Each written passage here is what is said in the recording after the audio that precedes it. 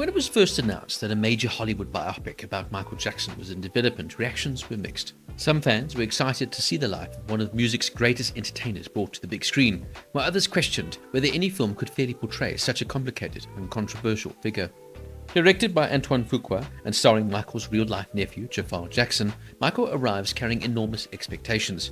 With a production budget reportedly between 155 and 200 million, and the film has become one of the most expensive biopics ever made. Despite receiving mixed to negative reviews from critics, it became a massive commercial success, earning over $900 million worldwide and becoming the highest-grossing film in Lionsgate film history. The question is simple: is Michael a great biopic? The answer is a little more complicated. The road bringing Michael Jackson's story to cinemas was anything but straightforward. Development began in 2019 when producer Graham King secured the rights to tell Jackson's story.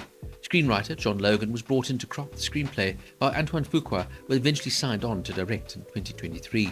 Filming took place between January and May 2024, but production would later encounter major problems. Early versions of the screenplay included material covering the 1993 child abuse allegations against Michael Jackson and their impact on his life. However, after lawyers discovered a legal clause connected to the settlement involving Jordan Chandler, Michael Jackson's accuser, extensive rewrites became necessary. Entire sections of the third act were removed, major reshoots were ordered, and the film's ending was completely reworked. The result was a significant delay in a production budget that reportedly ballooned to nearly $200 million. Instead of ending during the darkest chapter of Jackson's life, the finished film concludes with the beginning of the Bad World Tour, effectively stopping the story before the controversies that would later define much of the public conversation around Michael Jackson. Now, if there is one reason this movie works as well as it does, it's Jaafar Jackson. Making his feature film debut, Jaafar faces an impossible challenge, portraying one of the most recognizable human beings in history. Remarkably, he succeeds. From the voice and the mannerisms to the body language and the iconic dance moves, Jaafar doesn't just merely imitate Michael, he embodies him. Every performance sequence feels authentic, and there are moments when it genuinely is difficult to separate the actor from the man himself. This is the kind of breakout performance that careers are built on. Young actor Juliano Valdi is equally impressive here as child Michael, particularly during the Jackson 5 sequences. Those early scenes capture both the innocence and immense pressure that shaped the future superstar. The supporting cast is also excellent. Colman Domingo delivers one of the film's strongest performances here as Joe Jackson. Rather than portraying him as a cartoon villain, Domingo brings nuance and complexity to the role.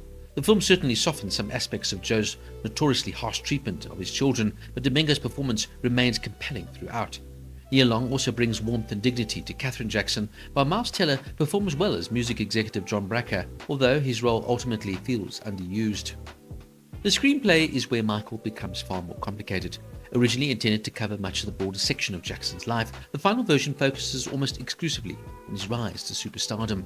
The film chronicles his childhood with the Jackson 5, his transition into solo stardom, and the creation of landmark albums such as Off the Wall, Thriller, and Bad, and his eventual ascent to global stardom. What it largely avoids are the controversies. Whether audiences believe Michael Jackson was innocent or guilty of the allegations made against him, there's little debate that these events formed a significant chapter of his life and legacy. By the ending, before those controversies emerged, the film inevitably feels incomplete as a comprehensive biography. Supporters will argue that the movie simply focuses on Michael's rise and artistic achievements. Critics will argue that it sanitizes history. Both perspectives have merit. The result is a less traditional biopic and more a celebration of Michael Jackson, the performer. Now, like many Hollywood biopics, Michael takes considerable creative liberties. Several events are altered, condensed, or rearranged for dramatic effect. Some of the notable inaccuracies include Michael signing with Epic Records later than he did in real life. In the film, he signs with them in 1978, but in reality, the Jackson 5 signed with Epic in 1975, after Joseph Jackson had a falling out with Motown president Berry Gordy over royalties. The sole exception, Jermaine Jackson, was married to Gordy's daughter Hazel and remained loyal to Gordy until 1982. In the film, Susan DePass discovers the Jackson 5, but in real life, Canadian soul band Bobby Taylor and the Vancouvers sent the group to Detroit for a recorded audition at Motown. The film shows that Michael writes Beat It after watching a news report on Los Angeles gang war between the Bloods and the Crips. But according to Jermaine Jackson, Beat It was based on gang activity that the Jackson family witnessed in their hometown of Gary, Indiana. In the film, Michael adopts Bubbles the chimpanzee in 1980, but in real life, he adopted him in 1983. In the film, Michael fires his father in 1981, but Michael really fired Joseph Jackson in 1979. Now, notoriously, Michael Jackson was left-handed. In the film, the 10-year-old Michael is left-handed, but the adult Michael is portrayed as right-handed. Now, within the movie, Michael gets his first rhinoplasty shortly after the release of Off the Wall, after being inspired by the illustrations of Peter Pan. But in real life, Michael got his first rhinoplasty in 1979 before Off the Wall, after falling and breaking his nose while rehearsing with his brothers. Also, an interesting fact is that John Branca first meets Michael and he mentions that he's represented both the Beach Boys and Neil Diamond. Branca was only 30 years old in 1981, too young to represent anyone in the entertainment industry. Now look, these changes aren't unusual for a Hollywood biopic, but viewers should not mistake this film for a documentary. Instead, it is best viewed as a dramatized interpretation of events. This is now where Michael truly shines. The film often feels less like a biographical drama and more like an extended concert experience. The recreation of the iconic performances is extraordinary. Whether it's Jackson's 5 appearances, the recording of Thriller, the creation of the famous music videos, or the preparation for the Bad Boy tour, the film captures the electricity of Michael's artistry beautifully. The choreography is also phenomenal. The musical sequences are staged with incredible attention to detail and remind audiences exactly why Michael Jackson became known as the king of pop. Regardless of anyone's opinion regarding his personal life, his talent as a performer remains undeniable, and the film successfully captures that genius. In fact, one of the movie's greatest achievements is how it reignites the appreciation for Jackson's music. After leaving the cinema, many viewers would likely find themselves revisiting his catalogue. That's the power of this film. Now, critics were generally divided. While many praised Jaafar Jackson's transformative performance and the spectacular musical sequences, they criticized the film for avoiding difficult aspects of Jackson's life. The word most commonly used in reviews was sanitized. Some reviewers felt the movie resembled an authorized tribute rather than an objective biography. Audiences, however, responded far more positively. Many viewers embraced the film as a celebration of Michael Jackson's artistry and appreciated its focus on his achievements rather than his controversies. The divide between critics and audience became one of the most discussed aspects of the film's release.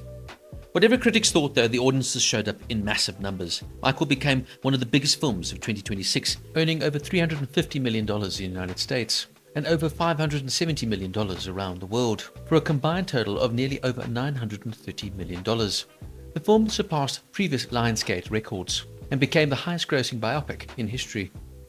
Its success has already led to Lionsgate to begin the development of the sequel.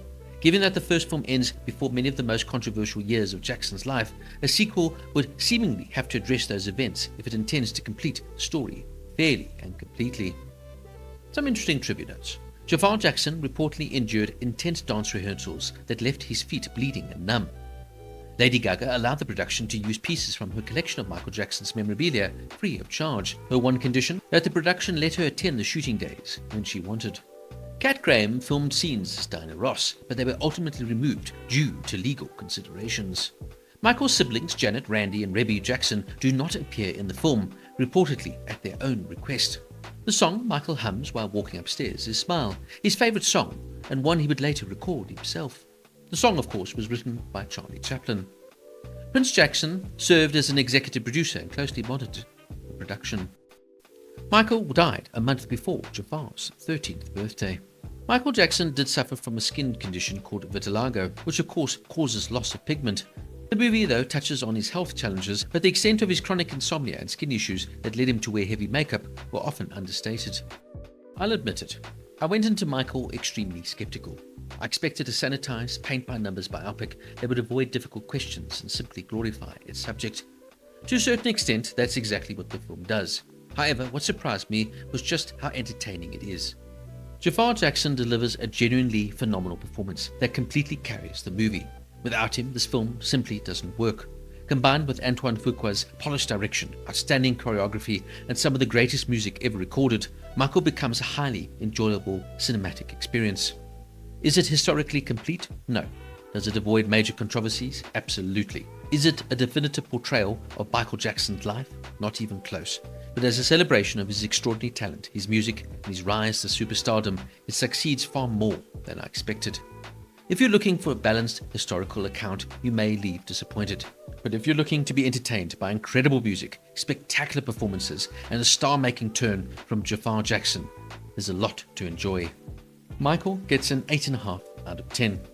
Now, this film may not tell the whole story, but what it does tell is told with energy, style, and a genuine love for one of music's most influential performers. So what did you think of Michael? Please let me know down in the comments below. And don't forget to like and subscribe.